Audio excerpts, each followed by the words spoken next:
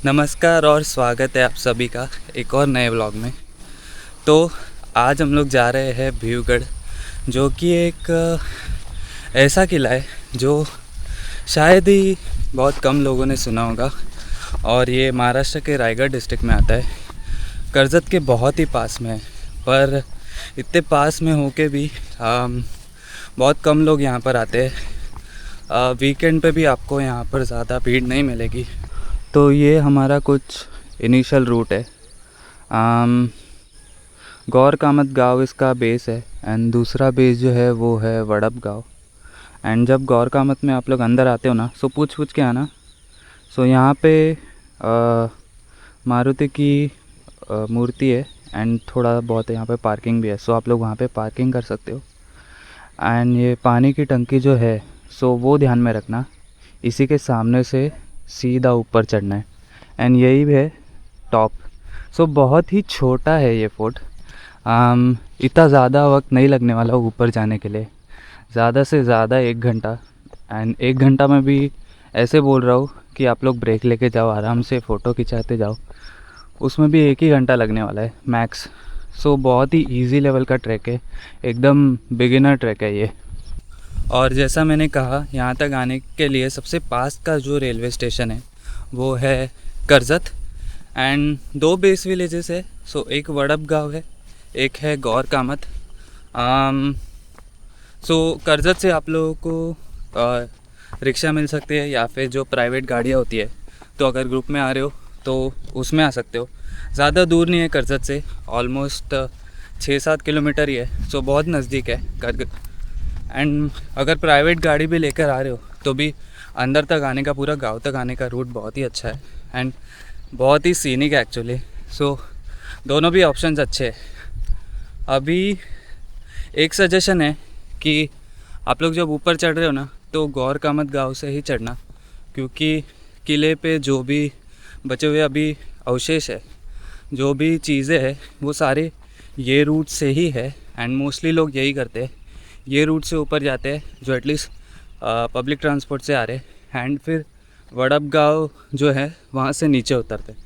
सो ये रूट में सारी चीज़ें, जो पानी की टंकियाँ है या फिर जो सीढ़ियाँ है पत्थरों में बनाई हुई, फिर कुछ गुफाएं है, वो सारी ये रूट पे है।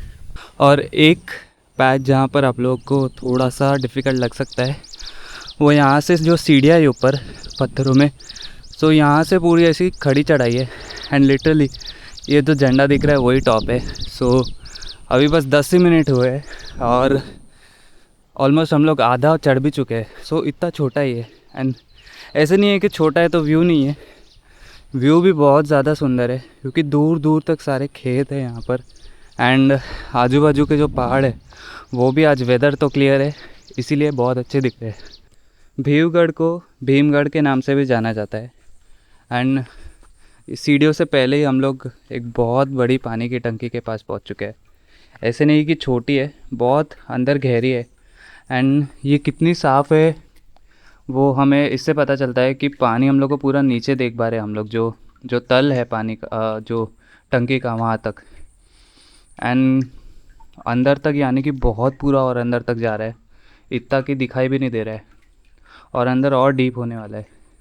एंड इससे भी बड़ी पानी की टंकी ऊपर की तरफ है, जो एक मतलब वहाँ पे एक और चीज़ दिखाने लायक है। वो जब उस स्पॉट पे पहुँचूँगा ना, तब एक्चुअली दिखा पाऊँगा। सो अभी ये थोड़ा सा डिफ़िकल्ट पैच है बस बारिश में, क्योंकि ये सारी जो है वो पूरी काई जम जाती है यहाँ पर। एंड उसके वजह से फिर चढ़ने में शायद इतनी दिक्कत ना हो, पर उतरने में बहुत ज़्यादा तकलीफ़ हो जाती है, क्योंकि सपोर्ट के लिए ऐसा कुछ है नहीं। एंड उतरते हो अगर पैर फिसला तो पूरा नीचे। तो ये वाला हिस्सा तो बहुत ही ज़्यादा फिसलन भरा है, स्पेशली बारिश में। वरना बाकी के टाइम इतना प्रॉब्लम नहीं आ सकता, क्योंकि पत्थर का सपोर्ट ले लेके हम लोग ऊपर चढ़ पाते हैं। बारिश में जूते कितने भी अच्छे हो ना, यहाँ से फिसलन होती ही है। और आई थिंक ये एज अ पहले शायद मुख्य प्रवेश द्वार हो सकता था, पर अभी कुछ बचा नहीं है, पूरी कंडीशन ख़राब है। तो मुख्य प्रवेश द्वार से जब आप लोग अंदर आते हो तो पहली चीज़ ऊपर जो दिखती है वो है ये पानी की जो बड़ी टंकी है वो। एंड पहले जो हम लोग ने पानी की टंकी देखी उससे बहुत ज़्यादा बड़ी है। यहाँ पे अब शायद समझ में नहीं आएगा, पर ये एक्चुअली बहुत गहरी है एंड अंदर तक जाती है। और एक और चीज़ जो यहाँ पर देखने मिलती है वो है शायद यहाँ पर जब पानी पूरा ओवरफ्लो होना जाए, पानी यहाँ तक भरना जाए, तो उसके लिए ये पूरा एक ऐसा चैनल दिया है जहाँ से जो एक्स्ट्रा पानी है वो नीचे निकल जाए। तो एक इंजीनियरिंग मतलब उस ज़माने में भी कैसे होती थी, कितना सोच समझ कर करते थे। इतने मॉडर्न इक्विपमेंट्स नहीं थे फिर भी। अब बहुत बार लगता होगा कि क्यों मतलब जो भी ऐसे ट्रैक पे जाते हैं वो लोग बोलते हैं कि फुल स्लीव्स पहना करो, पूरी बॉडी ढका करो। वो उसका रीज़न ये है, ये सारे ऐसे कीड़े होते हैं हर जगह पर। यहाँ पर बस पत्थरों पे, पेड़ों पर भी होते हैं एंड बारिश में और ज़्यादा बढ़ जाते हैं। तो आपके खुद के प्रोटेक्शन के लिए होता है ये सब। तो प्लीज़ अगर आ रहे हो तो पूरा बॉडी कवर करके ही आओ, ताकि ये सारे जो रैशेस होते हैं, इन्फेक्शंस होते हैं, वो सबसे बच पाए। तो आधे घंटे में ऑलमोस्ट टॉप तक आ चुके हैं। ऊपर ही है जो किले का बाले किला है वो। एंड थोड़े से वहाँ पर अभी अवशेष है जो वाड़े थे उनके, पर यहाँ पे भगवा लहरा रहा है। वहाँ पे जाके थोड़ा देखता हूँ।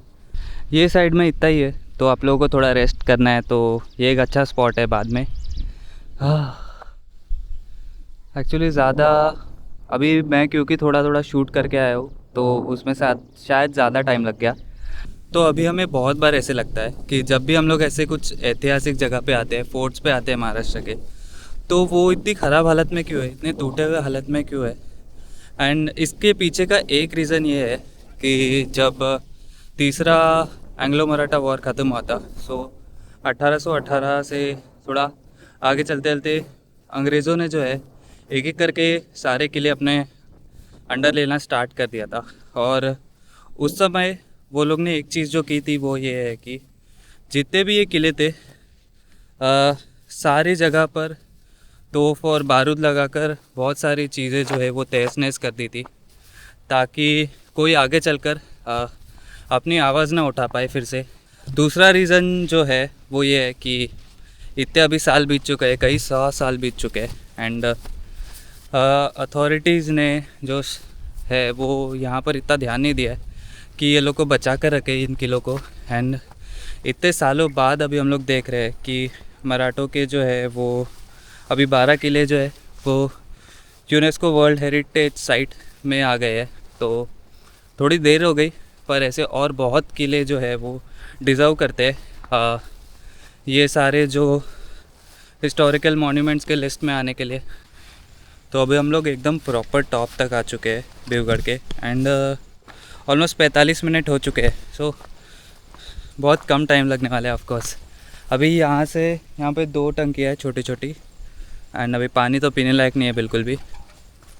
और जो थोड़ा सा आगे बुरुज बचे हुए वो आगे है, यहाँ से थोड़ा ही दूर है, तो वो एक बार देख लेते।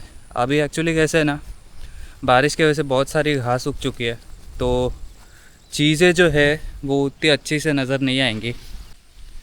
तो यहाँ पर 2 पानी की टंकियाँ है एंड उसी के आगे जो है ये बड़ी वाली टंकी है एक और जो मैं बोल रहा था वाड़े के थोड़े बहुत अवशेष बचे हैं, वो फोर्टिफिकेशन सारे यहाँ पर है ऐसे लाइन में। अभी ऊपर भी हो गए पूरा रास्ता, पर अभी थोड़ी बहुत दीवारें जो बची है वो यहाँ पर दिख रही है। एंड आई थिंक यहाँ से ऊपर जो है वो एकदम टॉप है।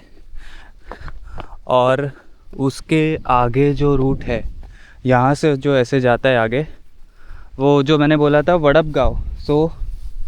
वड़प गाँव अगर दिखाओ ये साइड में है गौर कामत गाँव एंड ये आगे है वड़प गाँव।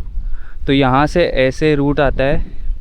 वो एक वाटरफॉल है और वहाँ से ही ऐसे ऊपर एक रूट आता है लेफ़्ट की तरफ भिवगढ़ पे।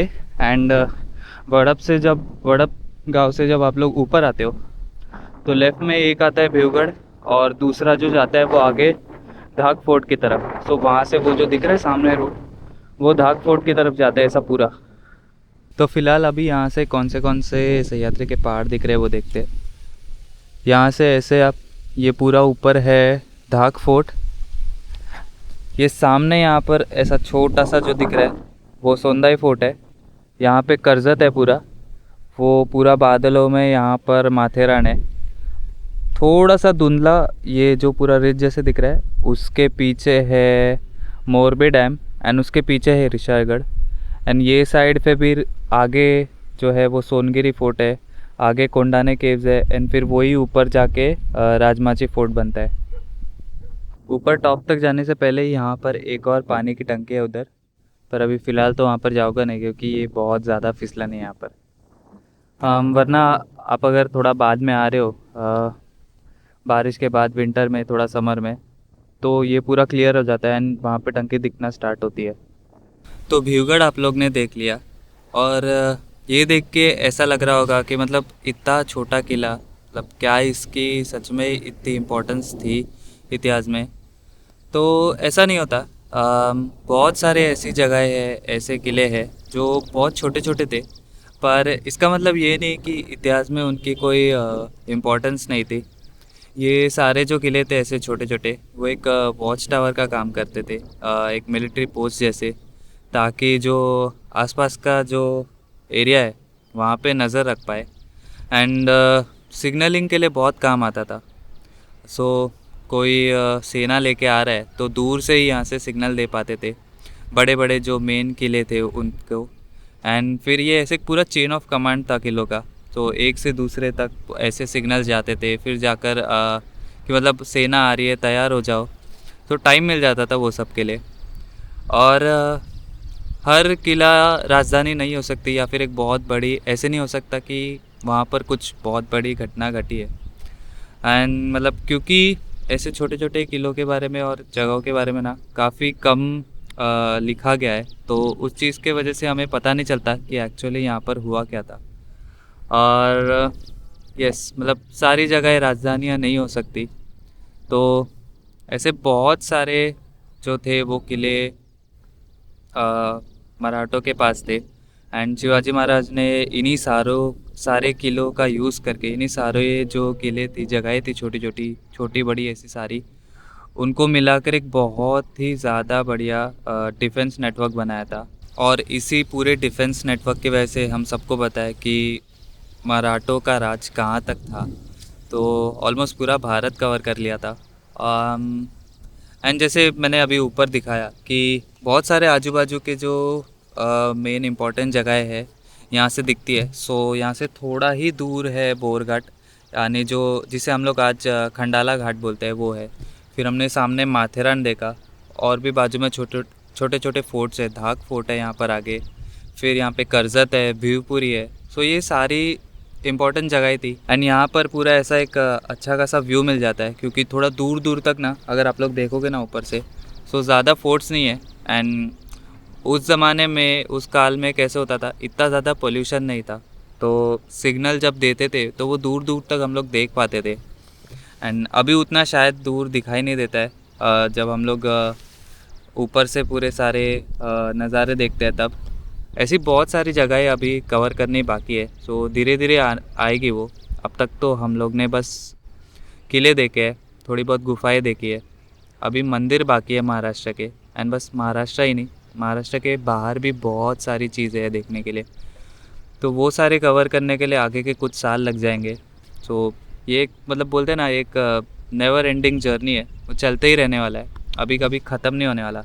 तो अब नेक्स्ट टाइम भी आप लोगों को ऐसे ही एक छोटे से ट्रैक पर लेके जाऊंगा जो बहुत ही बिगिनर लेवल है। एंड बहुत लोगों ने ये देखा भी होगा, जब हम लोग खंडाला घाट पे जाते हैं तो एक वहाँ से एक पॉइंट दिखता है। सो वो एक बहुत छोटा फोर्ट नहीं है, बस एक पॉइंट है, एक छोटा सा बोलते हैं ना ट्रैक है। एंड जिसको पता है वो लोग समझ जाएंगे, पर जिसको नहीं पता चला थोड़ा सोचो एंड कमेंट्स में मेंशन करना कि मैं किस जगह की बात कर रहा हूँ। तो आप लोगों से मैं अब मिलूँगा नेक्स्ट टाइम, तब तक के लिए take care and keep travelling.